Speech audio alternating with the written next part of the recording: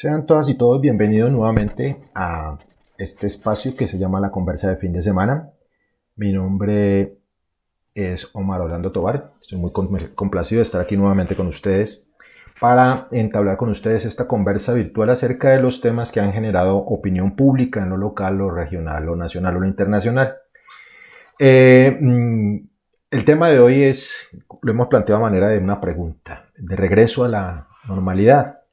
Y empezamos esta conversa de hoy y esperamos también terminarla con esa misma pregunta, de regreso a la normalidad. La pregunta es, ¿cuál normalidad?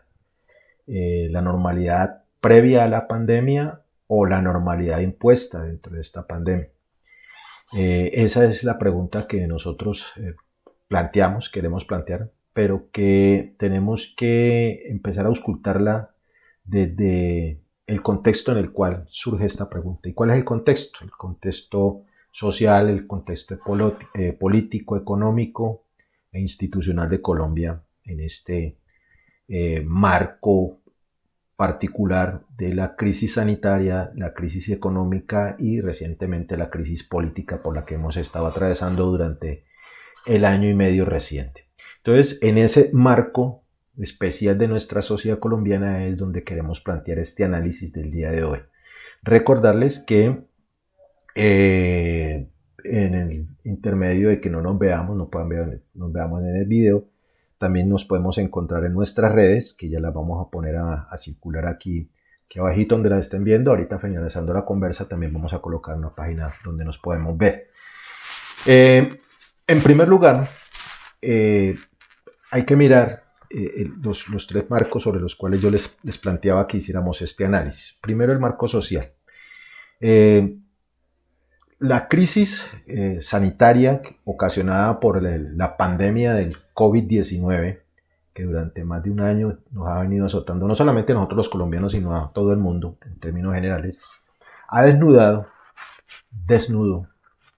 nuestras muy serias falencias en todos los sectores, en el sector de educación, pero primero que todo en el sector salud, en el sector de educación, en el sector económico, nuestra infraestructura.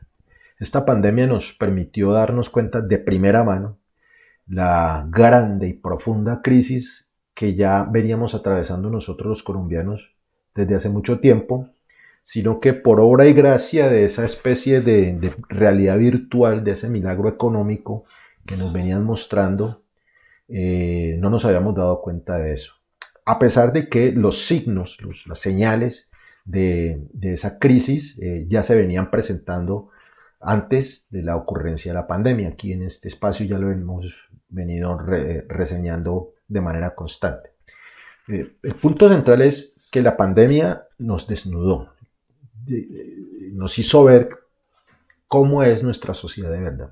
Una sociedad efectivamente en la que un pequeño, muy reducido grupo de personas se ha venido enriqueciendo de manera grosera, de manera exagerada, a costillas del empobrecimiento de las grandes mayorías de pobladores de este país.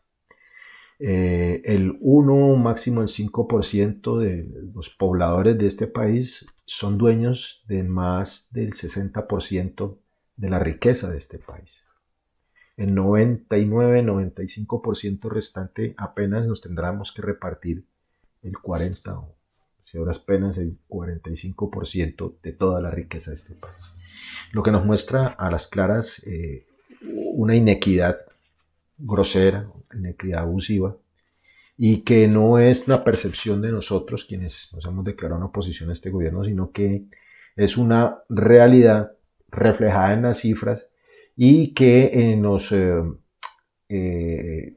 escenarios internacionales de análisis económico también se han denunciado y nos pone a Colombia como uno de los países más desiguales social y económicamente hablando a nivel mundial, únicamente superado por países como Haití, como Venezuela, para el caso latinoamericano, y somos comparables con países del África.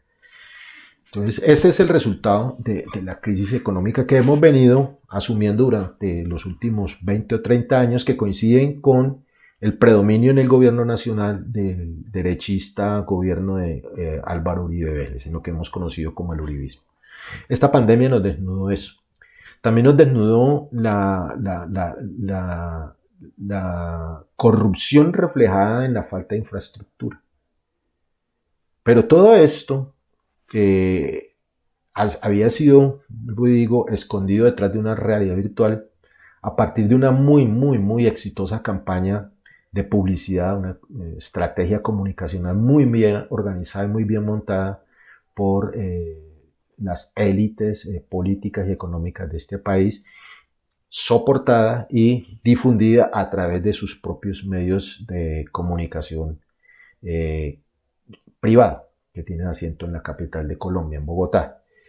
Entonces, a raíz de este velo que nos han puesto, no nos habíamos dado cuenta de esto, pero ese velo, entre otras cosas, tiene como uno de sus componentes muy especiales la división de la sociedad, que es el otro aspecto que queremos analizar aquí. Es decir, hay una crisis en nuestra sociedad porque artificialmente nos han dividido. No con esto quiero decir que efectivamente lo ideal fuera que todos fuéramos iguales, que pensáramos lo mismo. No, eso es una cosa imposible, no deseable, sino que artificialmente quienes han estado en el poder se han dedicado a generar una división artificial de entre nosotros los colombianos. ¿En qué consiste o cómo se ha reflejado en los últimos 20 años? Nos han dividido entre quienes aspiramos y creemos todavía que la solución de los conflictos en Colombia, los conflictos sociales, económicos, los armados, tienen que resolverse por la vía del diálogo, por la vía de la concertación, y quienes, representados en una minoría poderosa de este país, creen que esa no es la salida y que efectivamente el uso de la violencia, el uso de la fuerza, el uso del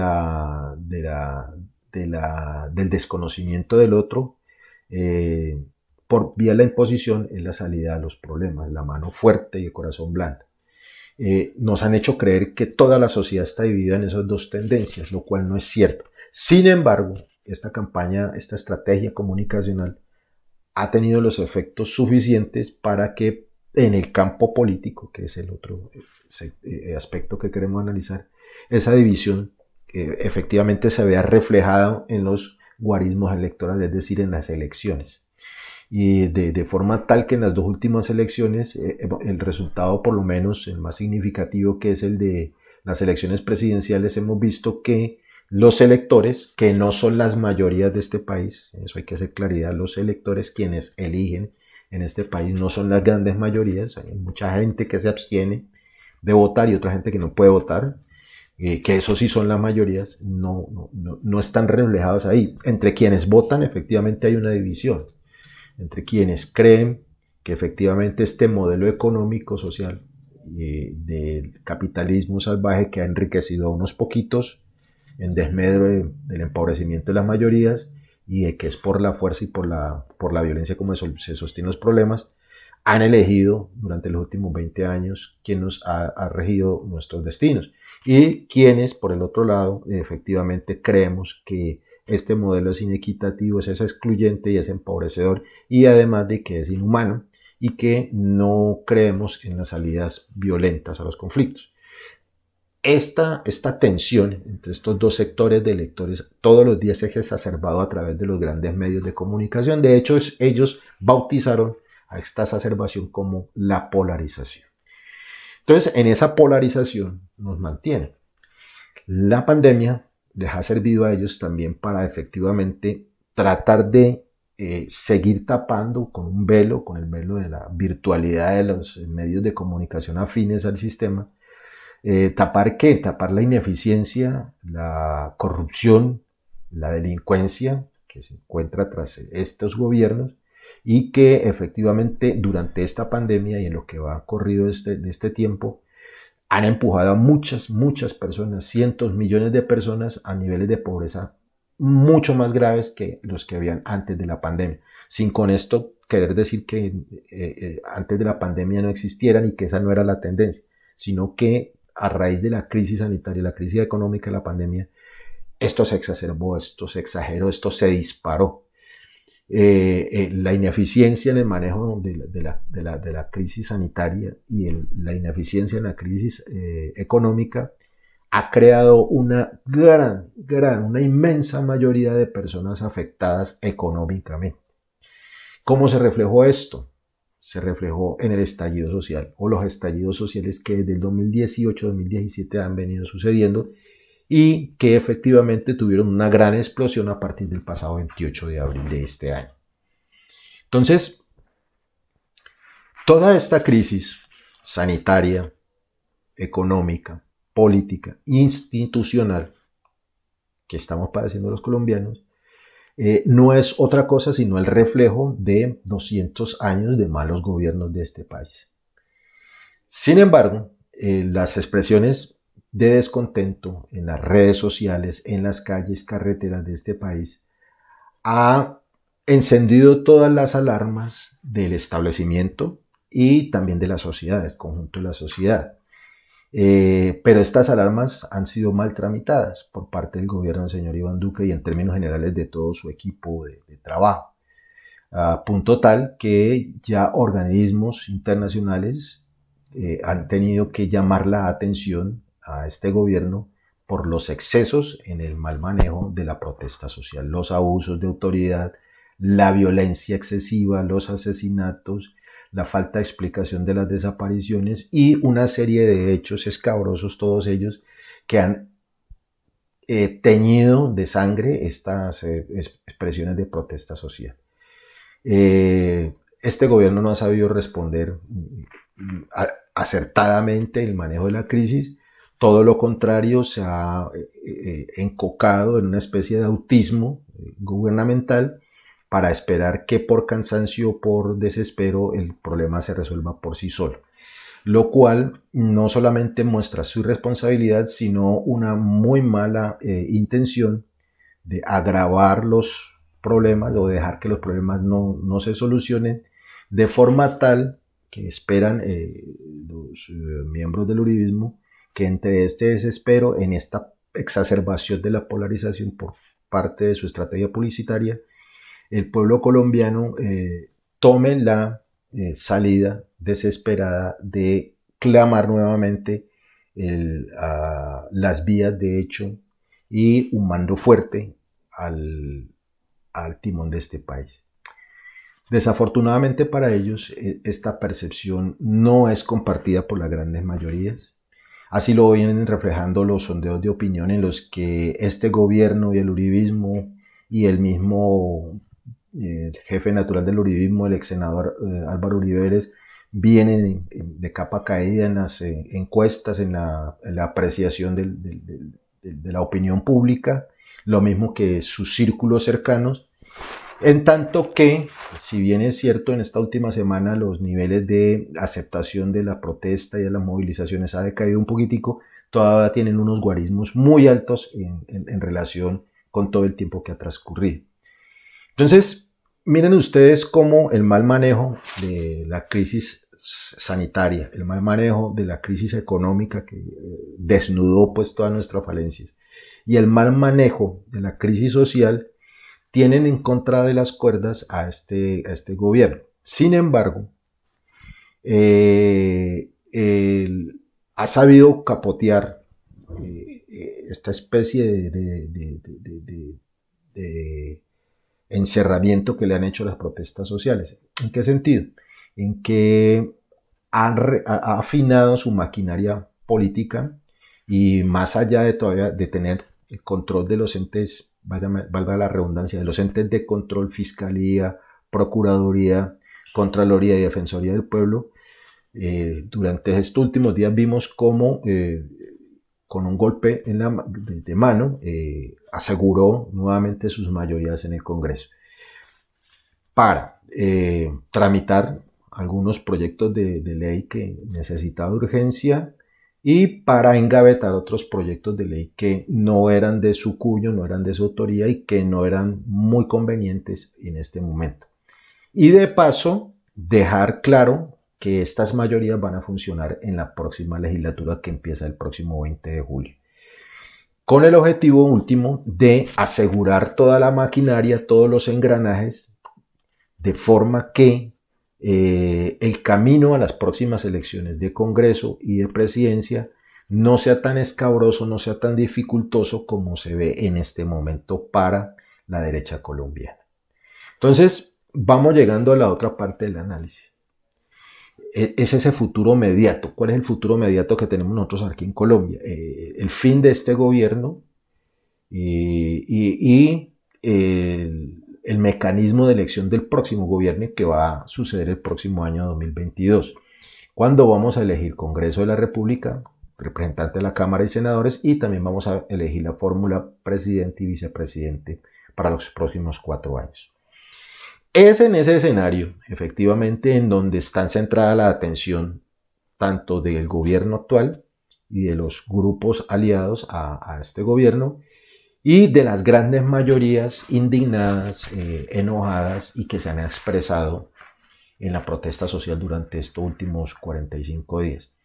No quiero que perdamos de vista que este último estallido del 28 de abril no es otra cosa sino la continuación de estallidos sociales que ya venían gestándose desde el 2017, para que no perdamos de vista, es un contexto mucho más amplio. Es decir, el descontento ya venía gestándose, la caída en la opinión pública ya venía ocurriendo, lo que estaba pasando era que era de manera muy paulatina.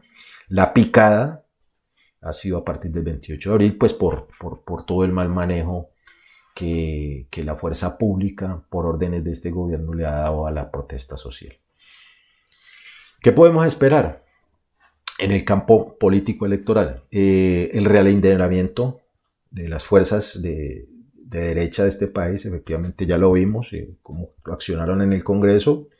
El Congreso nuevamente mostraron cohesión y por el otro lado tienen el poder de los entes de control para engavetar aquellas investigaciones que le puedan afectar a sus candidatos o para darle garrote a la oposición o a los nuevos candidatos o los nuevos liderazgos que puedan surgir, que pongan en riesgo su permanencia en el poder. Por el otro lado, y ese es un aspecto muy complicado también, está el de los sectores de oposición, de los sectores alternativos, que en este momento todavía no han encontrado una senda clara de unidad, de cohesión, de toda esta dispersión de nuevos liderazgos en las primeras, segundas, terceras líneas, en los puntos de resistencia, en las coordinaciones de los movimientos sociales, de los movimientos indígenas, ambientalistas, de mujeres, etcétera, que se han expresado y que quieren dar el paso siguiente, que es la incursión en el campo electoral. ¿Cómo cohesionar toda esta dispersión de nuevos liderazgos? ¿Cómo cohesionar un programa nacional que recoja todas estas aspiraciones, todas estas quejas, todos estos descontentos que se han expresado en las calles y en las redes y enmarcarlos en un gran programa que recoja todas estas expectaciones que tiene el pueblo colombiano y que sobre todo sean recogidas por unos liderazgos claros que en últimas terminen con unas candidaturas unificadas tanto a Congreso como a Presidencia de la República. Ese es el gran reto que tienen los sectores alternativos, los sectores de oposición. Es decir, cómo traducir todo este descontento, toda esta rabia, toda esta indignación expresada en redes y en las calles y convertirlos en campaña electoral, pero sobre todo en votos. Ese es el escenario que nos presta. ¿Para qué? Para poder definir o para que nosotros definamos para que nosotros en ese ejercicio de definir quiénes y cuántos queremos o qué fórmula o qué programa queremos que sea y que nos vaya a gobernar a partir del próximo año, definir cuál es la normalidad que nosotros queremos asumir a partir del próximo año. La misma normalidad antes de la pandemia, en el que los problemas de exclusión, los problemas de pobreza, de desempleo, de falta de apoyo a la industria nacional, de falta de apoyo al agro, de un modelo que estaba privilegiando la importación excesiva de bienes de consumo y de todo tipo de bienes. La preocupación de este gobierno durante este paro y que estuviera cerrado los puertos como Buenaventura no era que pudiera salir la gran producción nacional, sino que estaban represadas una cantidad de mercaderías provenientes de los tratados de libre comercio y provenientes inclusive también de mercancías de las grandes superficies y de una serie de comerciantes que le están apostando a traer cantidad de mercaderías baratas que van en contravía de la producción nacional. Es decir, este gobierno, y lo han hecho siempre, están más preocupados para que entre mercancía y no para que salga. Esa es la normalidad a la que queremos volver, una normalidad que, vuelvo y repito, tenía como ganadores en este modelo económico del capitalismo salvaje a la banca de este país y a unos cuantos hacendados, a unos cuantos pudientes que todos los días se hacen más ricos versus unas grandes mayorías que todos los días se hacen más pobres y más excluidos. Entonces, ese es el nuevo escenario al que nosotros queremos regresar como la nueva normalidad. La otra normalidad de efectivamente una normalidad creada en este experimento social y económico de la pandemia, en el que efectivamente hay una desregularización del mercado laboral, en el que este gobierno por un lado nos ofrece el dulce de decir que nos van a rebajar las horas laborales, pero que nos van a seguir pagando lo mismo, pero anteriormente había aprobado el decreto 1174, que era una reforma laboral que le daba facultad a los empresarios para pagar menos y contratar por horas a los trabajadores. Entonces, por un lado, le da esa facilidad a los empresarios de contratar al destajo y sin prestaciones sociales, sin pensión, etcétera, etcétera, y por menos del mínimo por horas. Y por el otro lado le da el contentillo a los trabajadores de trabajar menos y ganando lo mismo. Si ustedes suman esas dos propuestas, efectivamente la suma es cero. Inclusive la suma podría dar negativo en contra de los trabajadores. Es esa nueva normalidad a la que queremos volver, la nueva normalidad de la regularización del trabajo, en donde nadie va a tener trabajo estable y duradero, donde efectivamente nadie se va a pensionar y donde efectivamente no se van a crear más puestos de empleo. Puestos de empleo como los hemos conocido hasta ahora, donde hay una relación laboral estable, donde hay un trabajo estable, remunerado periódicamente, sino que se va a seguir ampliando la base de esa informalidad laboral, que ahora ya no se va a llamar informalidad laboral, sino que se va a llamar una mercado laboral, o mercado laboral no, un campo laboral del emprendimiento. Cambio de nombres como hace este gobierno. ¿Será esa la nueva normalidad a la que queremos apostar? Entonces, la respuesta a eso efectivamente parte de nuestra interioridad, de nuestra intimidad, para alinderarnos en cuáles propuestas son las que efectivamente le pueden dar la salida a esta crisis que tenemos ahora, donde efectivamente el desempleo se creció, donde la reactivación económica va a demorarse y donde efectivamente este gobierno, al igual que los gobiernos anteriores, únicamente le están apostando a beneficiar los capitales financieros, capital especulativo, a las importaciones de bienes de consumo y apostarle al grueso de la economía colombiana a la actividad extractiva, es decir, a la extracción de petróleo, incluido el fracking, de carbón, de coltan, de oro, etcétera, etcétera, de tala de árbol, de exportación de recursos biológicos, y en desmedro de la industria nacional y del agro colombiano, que podría ser la salvación de nuestra economía y la salvación de nuestra propia sociedad. Entonces, hay que sopesar muy bien cuáles son esas posibilidades que podríamos nosotros beneficiar en el próximo año con las elecciones. Seguir con lo mismo, enriqueciendo a unos poquitos, acabando con la naturaleza, o cambiar ese esquema por otro esquema diferente que estamos todavía construyendo. Esa decisión la tenemos que tomar nosotros el próximo año, en la que vamos a tener que traducir este descontento, esta indignación, en campañas electorales, en programas, pero sobre todo en votos. Pero para poder votar primero hay que inscribirse. Entonces yo los invito, ya para terminar esta conversa del día de hoy, a que lo primero que tengamos que hacer inmediatamente para ir definiendo nuestro futuro y cuál es la normalidad a la que queremos llegar, es inscribir nuestra cédula. Dejar la pereza, inscribir nuestra cédula y para ejercer nuestro derecho a definir nuestro futuro. Y votar bien el próximo año. y ayudar a construir esas nuevas propuestas para una nueva normalidad diferente a esta que ya veníamos padeciendo desde antes de la pandemia. De mi parte, por hoy no los molesto más. Una vez terminado este streaming aquí, vamos a subir a YouTube y vamos a repartir en nuestras redes. Quiero, antes de terminar, colocarles nuestras redes aquí en una filmita.